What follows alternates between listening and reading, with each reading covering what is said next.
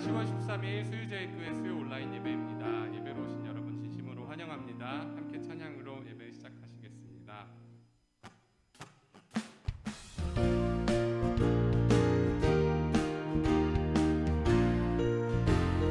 주 예수 크신 사랑, 주 예수 크신 사랑 늘 말해주시오. 나 항상 듣던 말씀 또 들려주시오. 저르지 않는 천국 주 예수 계신 곳 나 밝힌 알아듣게 또 들려주시오. 나 항상 듣던 말씀 주 예수 크신 사랑 또 들려주시오. 주 예수 나를 위해 이 세상 오셔서 날 구속하신 은혜 말하여 주시오. 나 같은 사람 위해 주 보혈을 흘렸네. 이 복스러운 말씀 또 들려주시오.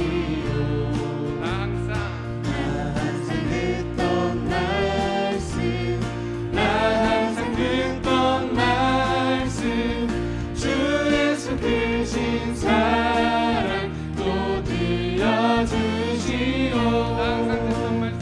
나 항상 듣던 말씀 주 예수 크신 사랑 또 들려주시오. 주 예수 크신 사랑 또 들려주시오.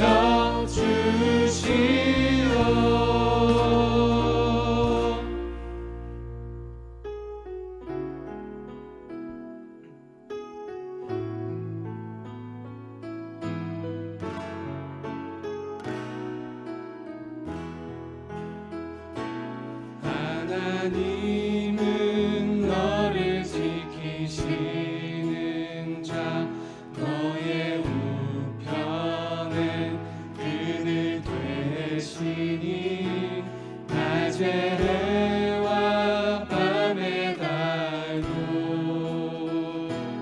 너를 해치 못하리.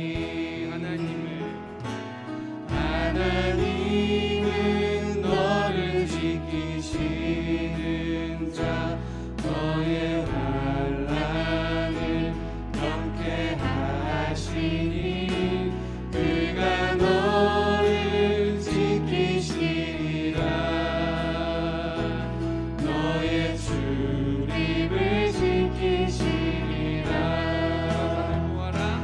눈을 들어 산을 보아라.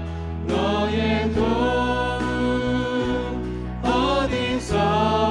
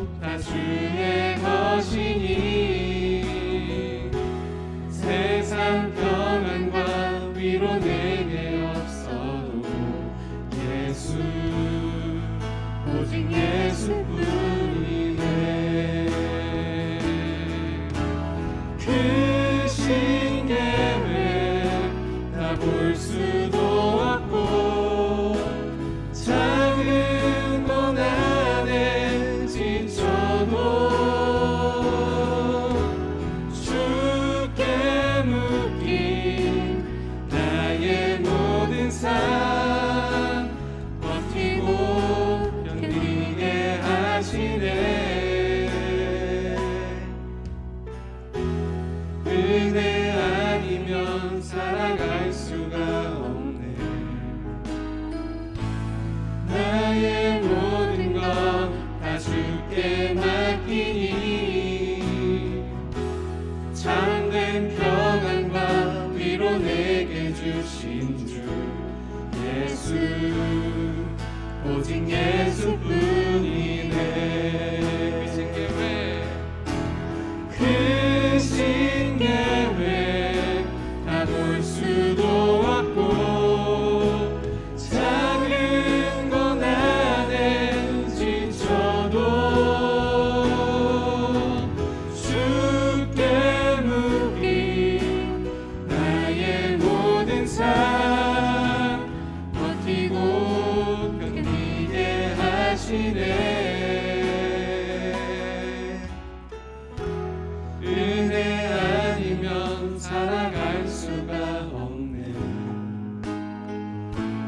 나의 모든 것 다 주께 맡기니 참된 평안과 위로 내게 주신 주 예수, 오직 예수뿐이네. 참된 평안과 위로 내게 주신 주 예수, 오직 예수뿐이네.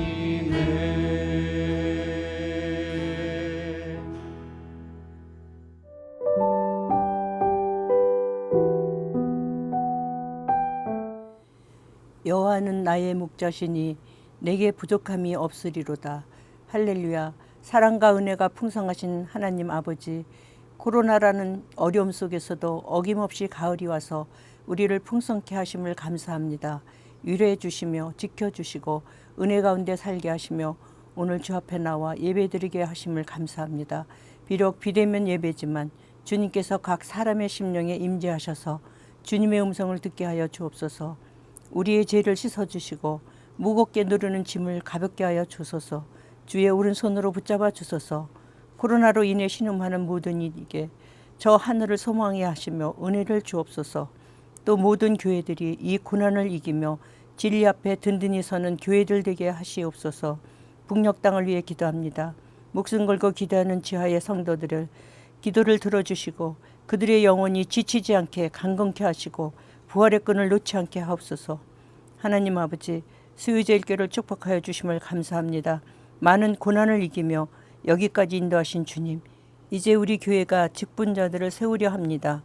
신실하며 진실하여 주님의 택한 일꾼들로서 충성된 이들을 세워주시고 이로 인해 이 교회가 더욱 든든히 서가며 칭찬받는 교회가 되게 하옵소서. 아버지 하나님, 우리에게 성전을 허락해 주셔서 주님께서 놀라운 일 하심을 만민들이 알게 하셔서 하나님께 더욱 영광을 돌리는 교회가 되게 하여 주소서.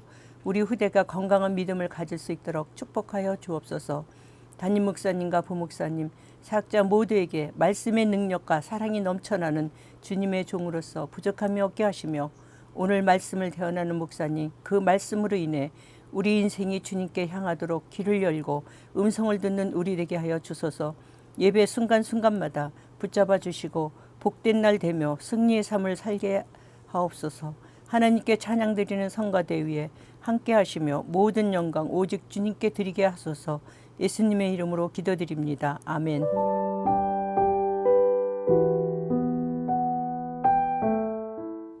하나님께서 오늘 우리에게 주신 말씀은 요한복음 1장 1절부터 4절까지의 말씀입니다.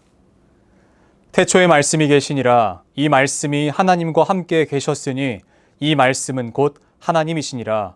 그가 태초에 하나님과 함께 계셨고 만물이 그로 말미암아 지은 바 되었으니 지은 것이 하나도 그가 없이는 된 것이 없느니라. 그 안에 생명이 있었으니 이 생명은 사람들의 빛이라. 아멘.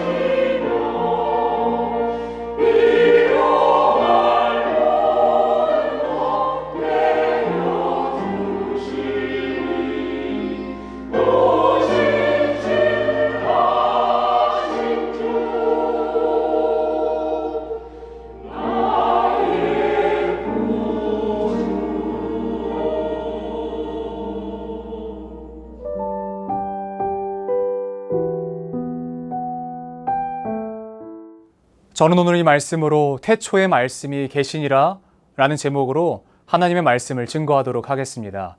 오늘부터 보교역자들이 계속해서 요한복음 말씀을 시작해서 말씀 전하도록 하겠습니다. 1장을 맡았다, 그 문을 연다 라고 하는 것은 그 어떤 누구에게나 다 부담이 될 것 같아요. 왜냐하면 다른 책들도 그렇지만 복음서, 특별히 그 요한의 집필 방식은 1장에 많은 내용을 함축해서 담고 있는 것을 보게 됩니다. 저는 사실 오페라라든지 음악에 거의 일가견이 없는 사람입니다. 잘 모릅니다.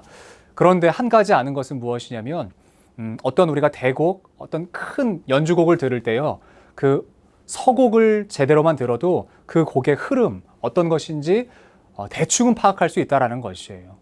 정확하게 그 속속들이 세세하게는 실제로 연주되는 그 파트 안에 들어가 봐야 알지만 서곡만 잘 들어도 전체적인 곡의 흐름과 분위기가 어떤 것인지 깨달을 수 있다라고 이야기합니다.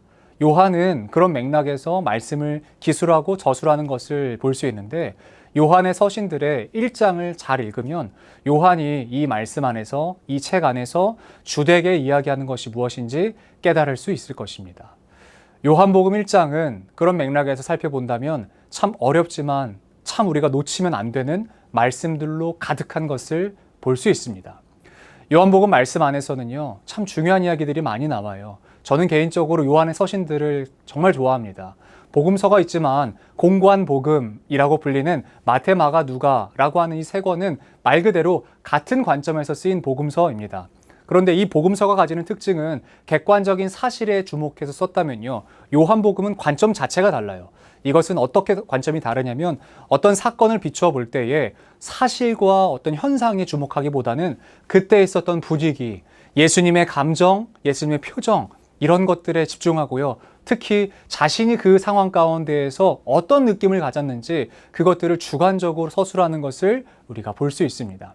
다른 복음서와는 다르게 자기의 개인적인 느낌들을 정말 아낌없이 담아 놓았던 것을 우리가 요한복음을 통해서 앞으로 계속해서 발견하실 수 있을 것 같습니다.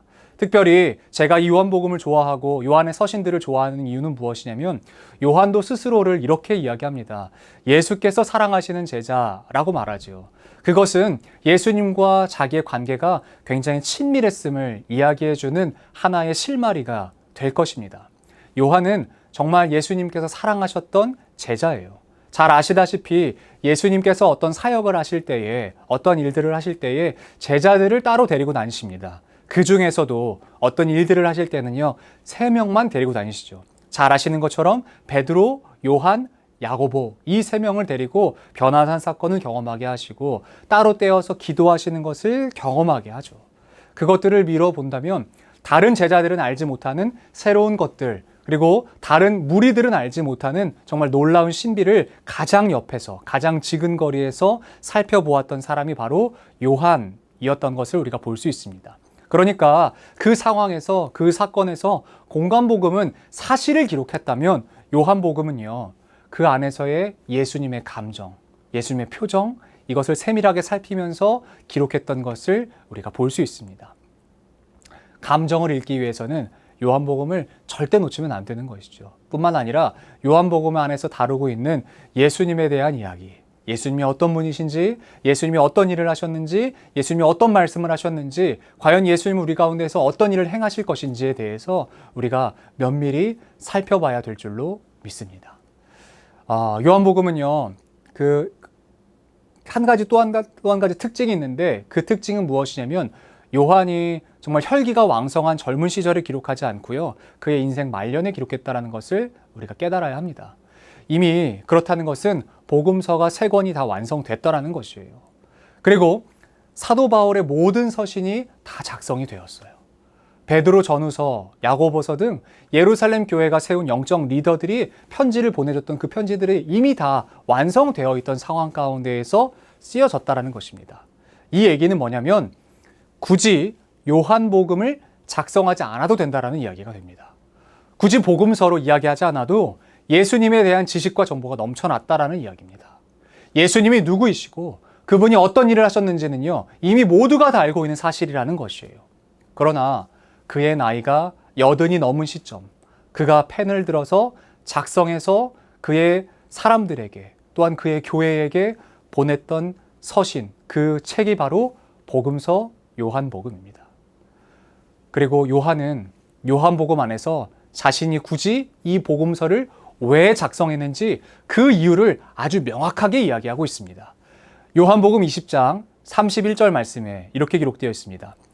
오직 이것을 기록함은 너희로 예수께서 하나님의 아들 그리스도이심을 믿게 하려 함이요 또 너희로 믿고 그 이름을 힘입어 생명을 얻게 하려 함이니라 라고 요한은 이 복음서 가운데에서 그의 저술의 의의를 그리고 저술을 할 수밖에 없었던 그 상황적인 이유를 그리고 왜 그가 기록했는지 그것에 대한 타당한 이유를 아주 정확하게 기록하고 있는 것을 우리가 볼 수 있습니다. 그가 이 책을 쓴 이유는 예수 그리스도를 믿게 하기 위해서라고 명확하게 선포합니다. 그리고 그 예수를 믿었을 때 주어지는 것이 생명이라고 이야기합니다. 이 말은 사도 요한이 성도들에게 반드시 전달해주고 싶은 것이 무엇인지를 알 수 있는 대목이죠. 사도 요한은 예수 그리스도를 전달해 주어서요, 그를 믿는 믿음으로 말미암아 생명을 얻게 하고 싶은 것입니다. 당시 사도 요한이 사역했던 에베소 교회, 그 에베소 지역뿐만 아니라 소아시아 전역에서 유행했던 것이 바로 생명을 얻는 그 방법과 지식에 대한 학문들, 그것이 어떤 것인지에 대한 이야기들이 그 사람들의 대두 그리고 화두거리였습니다. 저것이 맞다, 이것이 맞다, 이렇게 하는 것이 옳다더라 라고 이곳저곳에서 난잡하게 펼쳐져 있는 그 지식들이 너무나 많은 상황 가운데에서 사도 요한은 아주 명확하게 선언을 합니다. 예수를 믿어야 생명이 주어진다 라고 이야기하는 것이죠. 사도 요한은 그리스도인들이 세상이 말하고 있는 그 말도 안 되는 지식과 거짓 학문에 사로잡히는 것을 보고요, 진정한 생명을 얻을 수 있는 방법에 대해서 설명하는 것입니다. 그리고 그것은 지금 이 시대를 살아가는 우리에게도 동일하게 적용할 수 있는 부분이죠. 생명은 오직 예수 그리스도로부터 주어지는 것입니다. 왜냐하면 생명은 오직 예수 안에만 있기 때문에 그런 것이에요. 요한은 요한복음을 시작할 때 완벽한 선언으로 시작합니다. 어떤 미사역어를 사용하지 않습니다. 그리고 다른 서신서와 같은 형식으로 인사나 문안을 하지 않습니다. 그냥 오직 선언으로 시작합니다. 그리고 이 선언은 그 누구도 동의하지 않아도 동의하든 동의하지 않든 상관없는 것이에요. 진리의 말씀으로 선포하고 있기 때문에 그렇습니다. 요한은 복음서 첫 문장을 열면서 이렇게 이야기합니다. 태초에 말씀이 계시니라. 이 말씀이 하나님과 함께 계셨으니 이 말씀은 곧 하나님이시니라. 여러분, 말씀이 태초부터 계셨음을 이야기합니다. 추측형의 말투도 아닙니다. 생각해야 하는 어떤 사고형의 문제도 아니라 단언하며 선언합니다. 태초부터 말씀이 있었다라고 이야기합니다. 말씀이 있었을까요? 말씀이 계셨으면 좋겠습니다 라고 하는 것이 아니라 말씀이 있었다라고 이야기합니다. 개인적으로는 이 번역이 조금은 아쉬워요. 왜냐하면 개역개정은 너무나 좋은 번역이지만 만약에 감히 저에게 이 번역의 기회가 주어진다면 저는 이 단어를 태초라고 번역하기보다는요, 오히려 이렇게 바꾸고 싶습니다. 영원 전이라고요. 왜냐하면 태초에 라고 하는 표현이 성경에 총 3번 등장합니다. 우리가 너무나 잘 아는 창세기 1장 1절에 태초에 하나님이 천지를 창조하시니라, 그리고 요한 1서에서요. 그러나 요한 1서와 그 창세기에서와 요한복음에서는 같은 말로 태초에 라고 쓰였지만 시점이 다릅니다. 왜냐하면 태초에 하나님이 천지를 창조하셨는데 창조하신 하나님이 태초 이전에 계셨던 분이 아니시면 언제부터 계셨다는 말로 우리가 해석할 수 있겠습니까? 그분이 더 전부터 계셨습니다. 태초 이전부터 계셨기 때문에 태초에 말씀이 계시니라 라는 말을 설명하려면 태초보다 그 이전 상황을 이야기해야 되죠. 태초 전이 있었다라는 것입니다. 그러므로 같은 태초라고 번역되는 것이 좀 아쉬울 따름이에요. 여러분, 하나님은 언제부터 계셨습니까? 모릅니다. 그냥 영원 전부터 계셨어요. 그냥 스스로 계셨어요.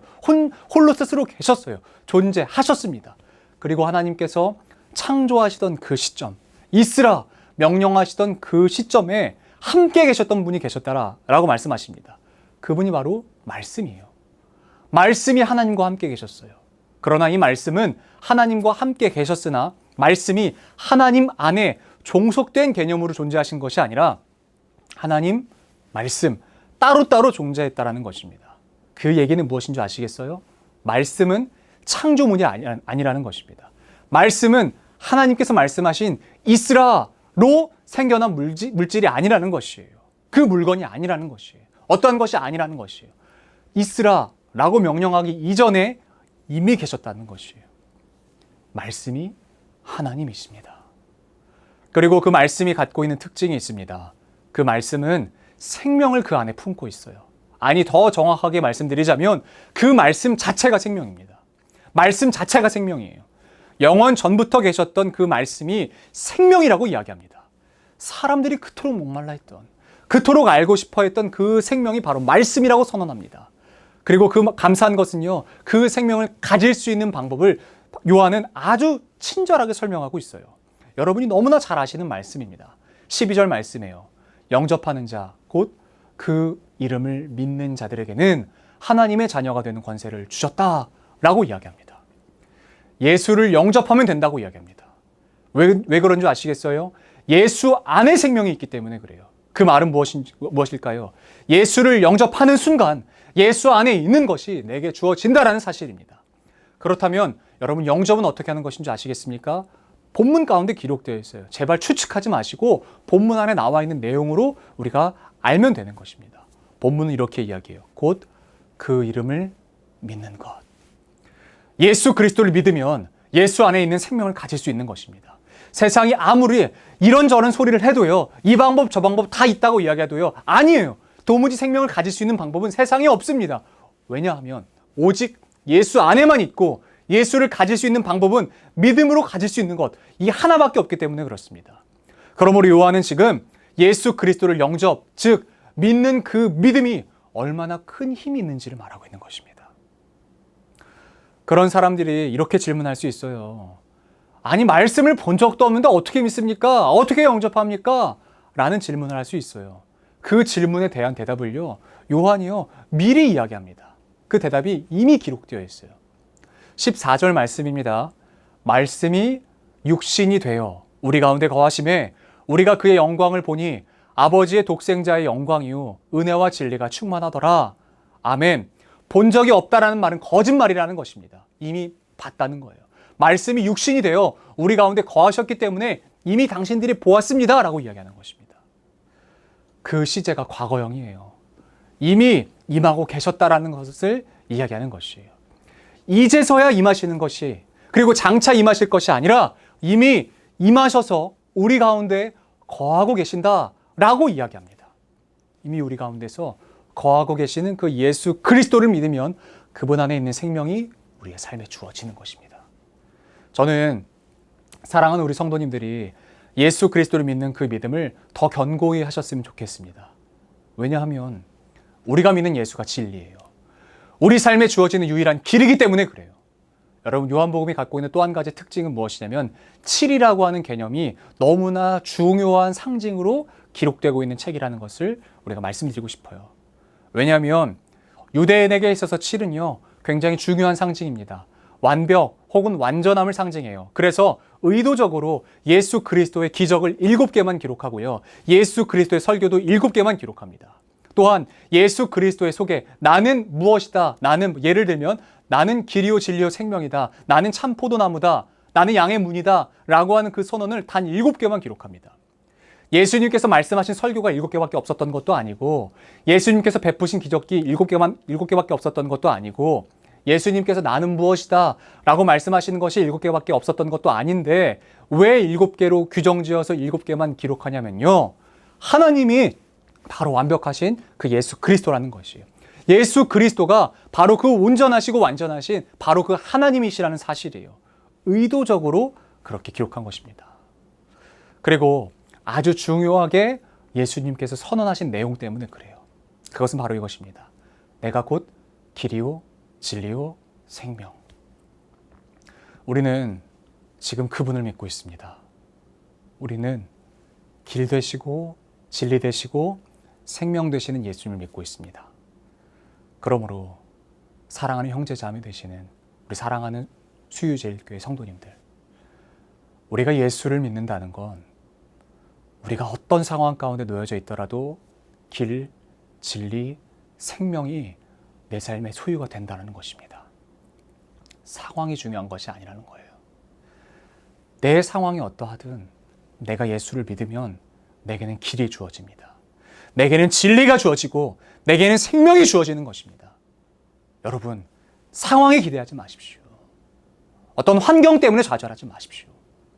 내가 예수를 믿기로 결정하는 그 순간 우리의 삶에는 생명이 주어지는 것입니다. 길이 주어지는 것입니다. 진리가 주어지는 것이에요. 그 생명을 우리가 소유할 수 있게 되는 것입니다. 우리 영원 전부터 계셨고 우리의 유일한 길이 되시고 진리가 되시고 생명이 되시는 그 예수 그리스도를 더욱더 견고하게 믿는 주님의 성도들이 되시기를 주님의 이름으로 축복합니다. 태초에 말씀이 계셨습니다. 그 말씀은 하나님과 함께 계셨지만 그 말씀은 하나님 안에 종속되어 있는 피조물로서 존재한 것이 아니라 말씀 자체로 존재하셨으며 그 말씀은 육신이 되어서 우리 가운데 거하고 계십니다. 이미 우리에게 주어졌습니다. 그 말씀, 우리 예수 그리스도를 믿는 순간 우리의 삶에 우리에게 필요한 모든 것이 다 주어집니다. 내 삶에 필요한 모든 것이 다 주어집니다. 우리에게 다 하실 수 있고 다 아시는 예수 그리스도의 삶을 그분이 주시는 그 기쁨과 즐거움이 날마다 풍성해져 가고 누리는 삶이 더욱더 더해져 가는 그러한 삶을 살아가시는 저와 여러분들, 그리고 또한 요한이 이 요한복음을 기록하면서 예수 그리스도를 믿는 그 믿음을 더 견고하게 하고 그로 말미암아 생명이 주어지게 함이라. 그가 쓴 그 기록의 목적 그대로 우리가 받아 이 말씀이 내 말씀, 우리 수유제일교회의 말씀, 우리 사랑하는 모든 성도님들의 말씀, 이 시대의 모든 교회에게 주시는 하나님의 말씀이 되어서 내 삶에 주어지는 유일한 생명이 앞으로 계속해서 깊어지는 그런 삶을 살아가시기를 예수 그리스도 이름으로 축복합니다. 기도하겠습니다. 살아계신 하나님 아버지, 우리에게 말씀이 육신이 되어 우리 가운데 거하여 주셔서 감사합니다. 그리고 그 말씀은 추측형으로 계신 것이 아니라 희망으로 계신 것이 아니라 이미 내 삶에 주어졌으며 태초부터 계셨으며 함께하고 계시는 하나님의 그 영광을 보게 하실 수 있는 유일한 통로가 되어 주셔서 감사합니다. 하나님, 우리는 그저 믿음 자체를 소유하기 위해서 이 자리에 있는 것이 아니라 예수 그리스도를 믿는 그 믿음이 우리 안에 있게 하여 주시옵소서.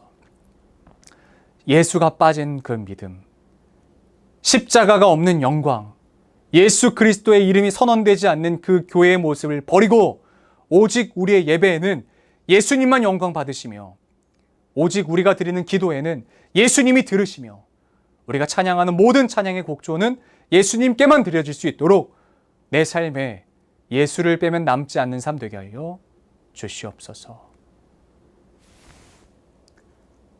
이제는 우리 구주 예수 그리스도의 은혜와 하나님 아버지의 크신 사랑하심과 성령 하나님의 역사하시고 교통하시는 그 은혜가 말씀이 육신이 되어 우리 가운데 거하시는 하나님의 영광을 보고 태초부터 말씀으로 계셨던 그 말씀이 하나님과 함께 계셨던 그 영광을 예수 그리스도를 믿음으로 말미암아 누리기를 원하는 사랑하는 수유제일교회 모든 성도들 머리머리 위에 이제로부터 영원까지 함께 계시기를 간절히 축원하옵나이다.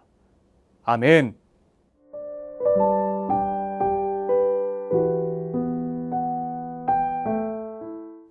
우리 이 시간 함께 말씀을 기억하며 기도하도록 하겠습니다. 말씀이신 예수 그리스도를 우리가 믿고 하나님을 온 힘 다해 영접하여서 예수 안에 있는 은혜와 진리의 충만함을 누리게 하여 주시옵소서. 그리고 이어서는 교회를 위해서 함께 기도합시다. 수유제일교회 안에 하나님의 영광이 충만하도록 기도합시다. 그리고 주 예수 그리스도의 몸된 교회다운 교회가 될 수 있도록 기도해 주시고 특별히 앞두고 있는 우리 항존직 선거를 위해서 기도해 주셨으면 좋겠습니다. 우리 이어서는 환우들을 위해서 함께 기도합시다.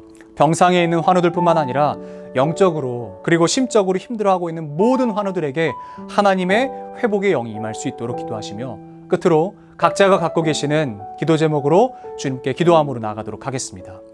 살아계신 하나님 아버지 감사합니다. 우리 가운데 주님께서 말씀을 주시고 이 말씀을 통하여 특별히 요한복음을 통하여 우리가 하나님의 진리와 은혜와 충만한 역사를 우리가 경험할 수 있도록 은혜의 장을 열어주셔서 감사합니다.